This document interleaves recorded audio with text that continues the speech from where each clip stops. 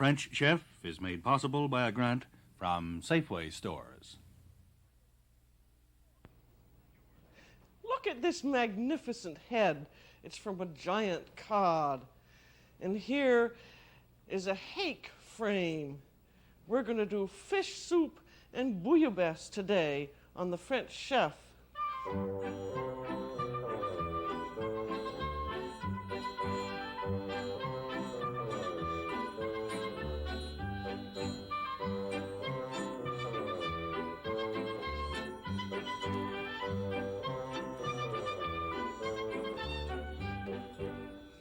Welcome to the French Chef. I'm Julia Child. Today we're going to do fish soup and bouillabaisse. Bouillabaisse is probably one of the most famous of all French soups. It originated on the Mediterranean coast of France in Marseille. And all it is really is a plain fisherman's stew made out of the day's catch or the unsaleable leftovers. Unfortunately, when you get a famous recipe like this, the gourmets get hold of it, and they fancy it up so much and say, do this, do that, or that's not the real thing, that us ordinary people feel that it's impossible to do and terribly expensive. But you can make a bouillabaisse out of any kind of fresh, lean fish that you want. And it's wonderful to eat, and everybody enjoys making it, and particularly eating it, and there's nothing very difficult about it. Now the first thing that you do when you want to make a fish soup or a bouillabaisse is to make a great fish stock. And we happen to live near a wonderful butcher, and he gave me this enormous cod head, which you could make a beautiful soup out of, and also a hake frame. In other words, the hake has been filleted, and you're left with this big frame of bones and a head.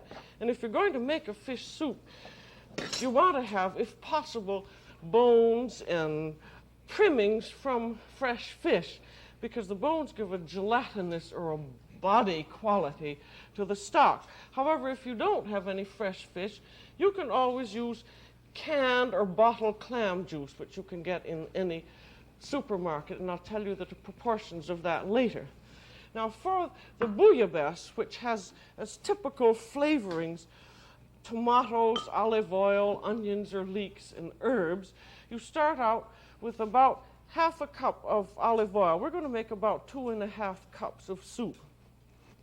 Olive oil is a typical flavoring. If you don't like it, you could use a salad oil. And then we're going to use 2 cups of chopped onions, or you could use half onions and half leeks. Leeks, unfortunately, seem a little bit difficult to get. And then you let them cook for about 5 minutes or so until the onions have softened. And I'm using a great big ordinary soup kettle here because it holds a lot, but this is the kind of a kettle that you can get anywhere. And then, after the onions have cooked, you want to add tomatoes. And these, I'm going to use about 2 cups of fresh tomatoes, and they're just chopped like that. And to do that, you just take out the stem end there.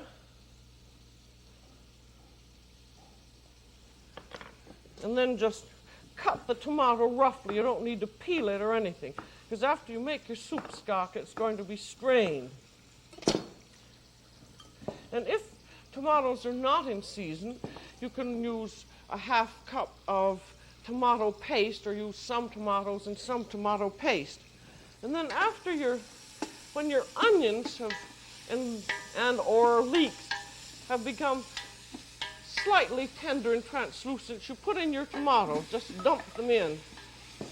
And they should cook about 5 minutes also, because the cooking in oil helps release their flavor and gives them more flavor. And then we'll go on to our herbs and seasoning while those are cooking. We have, if you want to have the real Mediterranean flavor, you want to use the herbs that they have there. We have here basil. Now this comes dried in a bottle, and you can get it, you should be able to get it at any supermarket. And if they don't have basil, you just ask them to get it. because all of these herbs are put up by the big spice houses. These are dried basil leaves. It's also an herb that you can grow very nicely yourself in the garden if you have a sunny place. Now here is fennel. That's very typical of Marseille and the Mediterranean region. These are little seeds and they have a very slight anise flavor. If you've ever had Pernod, the aperitif they drink down there, it'll remind you of this. And then a little dried orange peel. This, you just take a vegetable peeler and peel the orange and then let the skin dry on a paper towel for a day or two. And if you can't get that, if they're out of season, you can get bottled dried orange peel that comes like that. And then the third, I guess that's the fifth thing we have is saffron. Now they're just little tiny sort of little strings. They're the dried saffron flower that comes from Spain, and it always comes in a little package like medicine. And if you use too much of it, it does taste like medicine. The way you use it is just in pinches. And we're going to use 2 pinches. When you pinch, it means how much you can take up with your thumb and finger. You can take a little pinch like that or a great big pinch. We're going to use 2 large pinches. And you'll be very careful about using saffron. Sometimes you'll see a recipe that will say use a half teaspoon of it. And that it would just taste like medicine if you did that. And I'm going to use about a good teaspoon of basil and about half a teaspoon of fennel. This is a rather strong and characteristic flavor, so you don't want too much of it. And I'll use 2 1-inch pieces of orange peel. Then I'll put the rest of that in there. And then we have garlic. I'm going to stir this up now to be sure that it's already beginning to smell wonderfully like Marseille. And then garlic, which is very important always. This is the whole garlic, and it breaks itself down into garlic cloves, like that. And you use about, a good half bud of garlic, and you don't have to peel it or anything. Just take a big knife and chop it down and put that in. That seems like a lot of garlic, but when it's cooked down, you'll never even notice it. You know that something lovely is there, but all of that very strong flavor goes out. And now after that, it's cooked nice. You can see the tomatoes and the onions are nicely mixed up. Then you add your fish. And I'm going to use this big hake head. And all you need to do, you can get your fish man to chop it, or you can chop it yourself. You just go wham.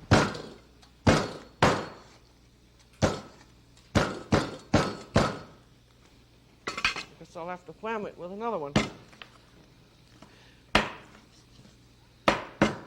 Now one thing, be sure when you're using a fish head that you have the gills taken out. I'll show you on this enormous cod head. Those are the gills, and they fit right in under here. This is nice having a giant thing so you can see how they are. See, they fit right in there, and what they are very little thin little feelers, and they collect. They act like a sieve, and so they often have impurities and things in them. It's hard to clean. So be sure to have the gills removed when you're going to use fish heads. Now I've finished chopping up our hake head goes in.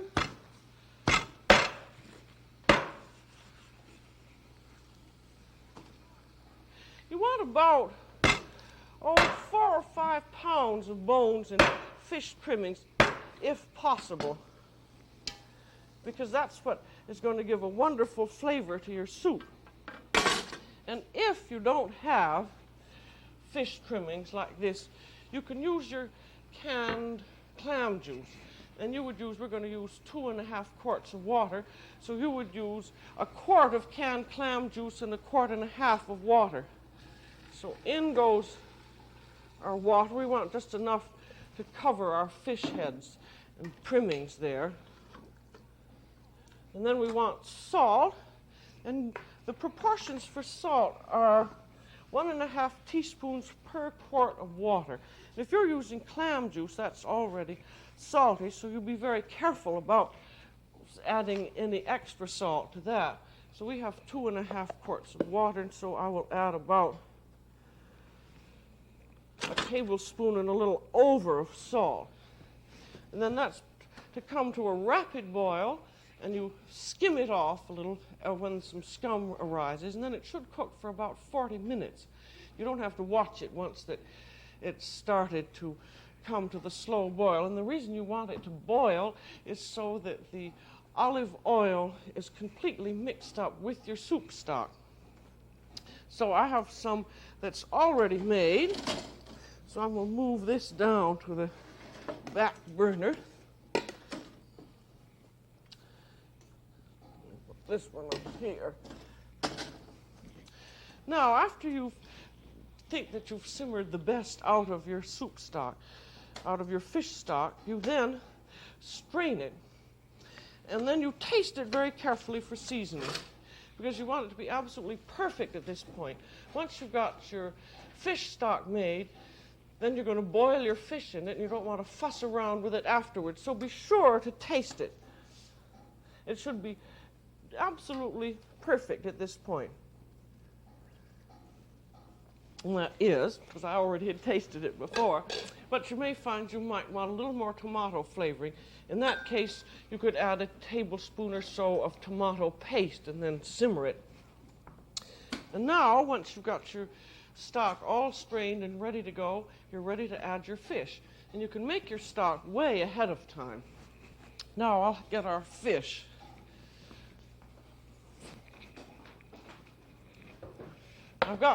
Luckily we had good weather, so I was able to get a tremendous collection of fish. We have mussels and clams, and here is a striped bass. You want to be sure that you get lean fish for your bouillabaisse. You don't want anything like mackerel or tuna. And there is a porgy, and we have here these cute little sunfish. Those can go in just as they are. They can go in whole. And there's a perch. And here is halibut. And here's a slice from that giant cod whose head you saw. It's just enormous. And we also, eel is extremely good. And for some reason, most people say ugh when they see an eel, but it's one of the best fish for a bouillabaisse. In fact, you could make a bouillabaisse entirely of eel. But if you catch the eel yourself, you'll have to skin it yourself, which isn't difficult to do. It's awfully slippery. So you nail its head to a board, and then you cut around here to get all the skin loosened. And then you take a piece of pliers and you just loosen the skin, and it peels all the way down rather like a glove. It sticks a little bit there and a little bit there, but that's easily taken care of. And then after you peel it, you slit it up and clean out the visceral matter, and there you have a nice peeled piece of eel. It's delicious. Now, you don't have to have all of this variety of fish at all. You can, when we were living in Norway, I made delicious bouillabaisse with just some halibut and some cod and hake. Or you can use just hake or just halibut. But you have a more interesting taste if you use quite a number of fish. And if you're a fisherman, you can be sure, if you catch some rockfish like this. These are wonderful for bouillabaisse. In Marseille, they use what they call a rascasse, which looks rather like that. Out on the Pacific coast, they do have one of the real families of rascasse. This is a short-horned sculpin, but there are all kinds of rockfish that are extremely good for bouillabaisse, so don't throw them away. Keep them. And now, to prepare the fish, this can also be done ahead of time. If you have your large pieces like this, and what you always want, if you can, is to have some gelatinous fish, of which halibut is one, and some of the flounders are gelatinous. And there is a great big sea eel called a conger eel, which is about that big around, and that has the gelatinous quality. and that will give more body to your stock. But you take a slice of fish like this and you just whack it. You see, always this is in the keeping with a fisherman's soup, so things are not boned. I have some that I've gotten already prepared, but I just wanted you to see how it works. And the gelatinous fish, or the big pieces like the cod, go in first. You'll have your stock rapidly boiling, and then you just put your fish in, because it takes these big pieces and the more gelatinous ones a little longer to cook. It takes about 10 minutes in all. And then you have your more flimsy fish, of which the porgy is an example. You cut the tail off, and these trimmings you would save to make your fish stock with, because you can get your fish all ready ahead of time. And then you cut the fins off, and then you cut that. See, there are all these little fins everywhere, and you just cut them off with a big pair of shears. And then you whack off the head.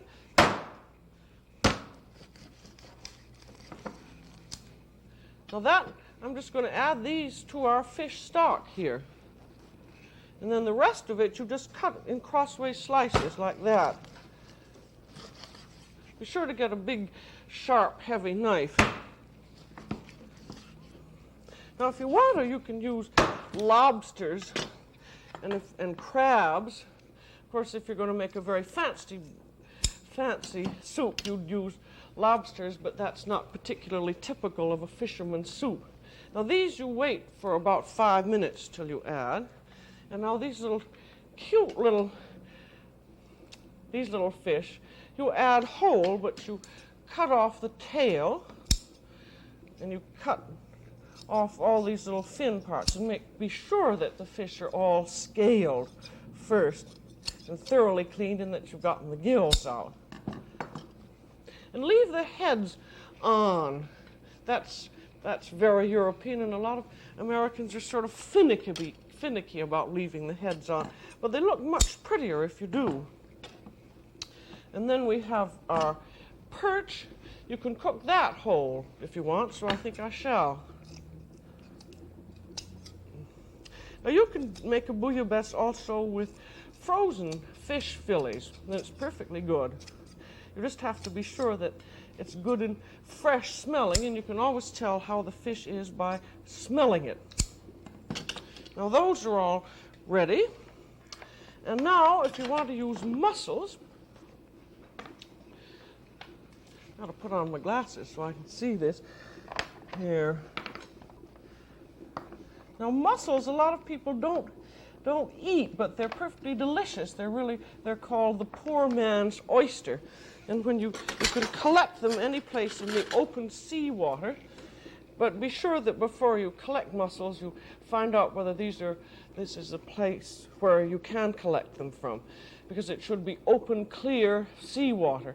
And when you get them, you scrape them off with a knife, and then you notice there's a little beard there.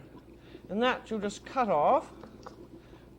And then you put them in a bucket of water and do like that every once in a while and let them soak for about 2 hours. And that gets rid of the excess salt and they degorge their sand. And these you add at the last 5 minutes. If you're going to use lobster, you would chop up a live lobster and put it in along with your gelatinous fish. Now this is cooked for just about 5 minutes, so it's time to add the other fish. So here we have our porgy, and there's our whole perch, and there's that cute little butterfish. And you can put sea scallops in if you want. You actually can just put in anything that you like. And I'll put in another one of these. I think I'm going to have to add some more liquid probably. And I'll put in some more scallops. And these washed mussels and clams also go in at the same time. And there's our piece of eel. And I think I'll take a little bit of this stock here and put it in, because you want to have it just covered.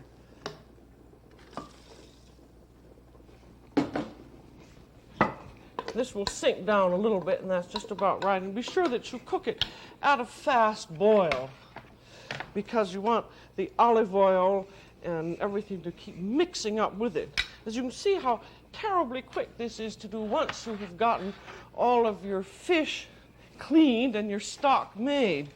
I'll put this over the side. We've really got enough bouillabaisse to feed an army today, but I wanted you to see all the various fish. And then we have what we're going to serve it in, a large platter. This really makes a full meal. And we have parsley, and then we have, do you remember when we did our onion soup way back? We had these, what were called croûtes. This is French bread cut about 3/4 of an inch thick, and then set on a roasting pan and dried out in a 325 oven until it is hard through. And we put those in the bottom of our soup tureen. And then the soup goes over that when it's done. And we also have parsley, which we'll be using as well. Now, we'll see how our fish is doing.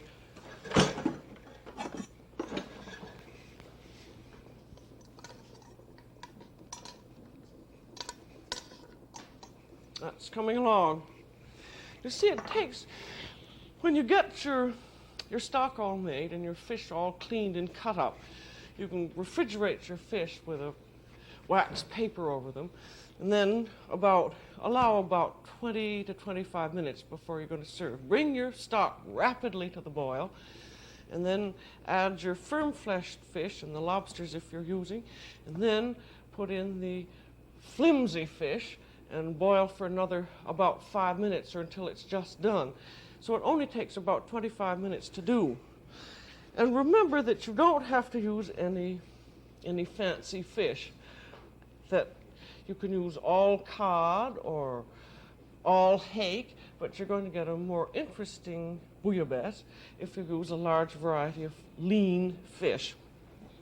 Well, I think that's just about done. The mussels haven't quite opened. You can tell when it's done by when the shellfish have opened. In Marseille, in France, there's all kinds of lore about bouillabaisse. Now, as to what does bouillabaisse mean? Bouilla, or bouille, means boil, and baisse means low, but it doesn't sound as though it were boiled low. And then I read, somebody said maybe it was a bouilla, an abbess, or an abbess. I mean, a woman priest, but it certainly doesn't seem that it could possibly be that. Nobody really knows what the origin of it is. Now, that's done. So, you take a big skimmer and you arrange it on your platter. See, there's our little whole fish, which has remained whole. Some of the flimsy fish break up in the soup, which is what you want it to do, because that'll give it more body. Now, that little fish is broken up quite a bit. This really, if you've ever traveled down in Marseille, this smell of olive oil and garlic and tomatoes is just terribly exciting. And, here we have some of our shellfish coming out. You can see this is a whole meal. You can cook it perfectly well if you're fishing out. If you're fishing, you can cook it perfectly well at the beach. All you need is a big kettle.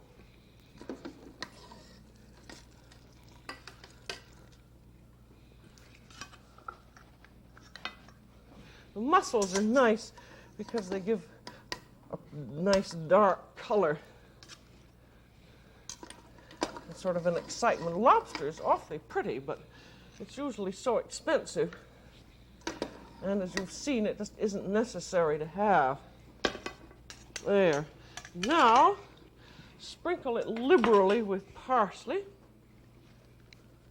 This is very coarsely chopped parsley. And then you want to spoon a bit of the soup over it. just to moisten it. And then you take your soup and just pour it into your tureen.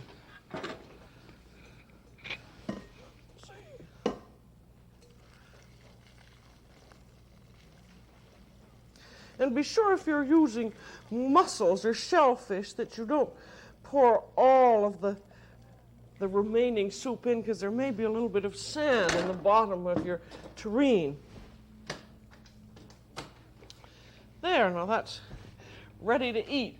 You see how quickly that was done. Just doesn't, it only took about, well, less than 15 minutes. And we're going to use this as a main course supper dish.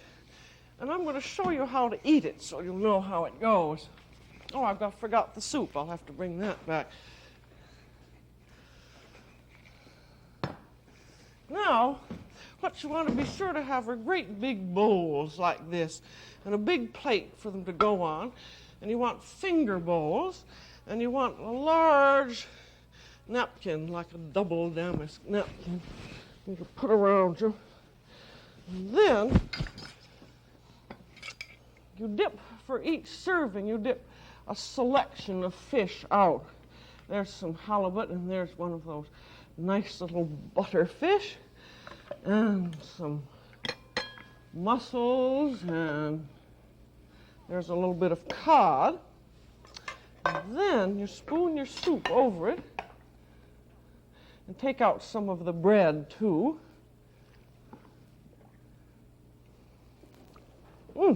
Smells so good. The wonderful thing is having really fresh tasting fish. And then, as this is going to be a main course thing, we'll put in a potato.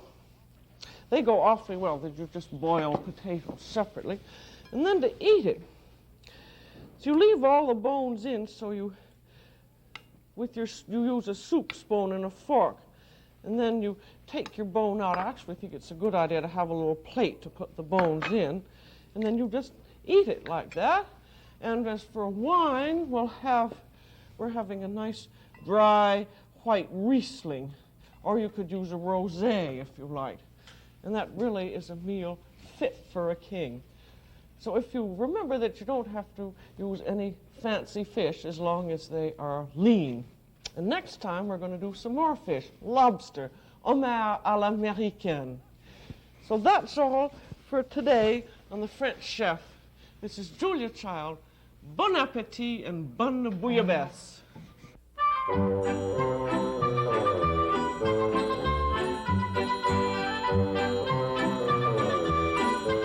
Julia Child is co-author of the book Mastering the Art of French Cooking.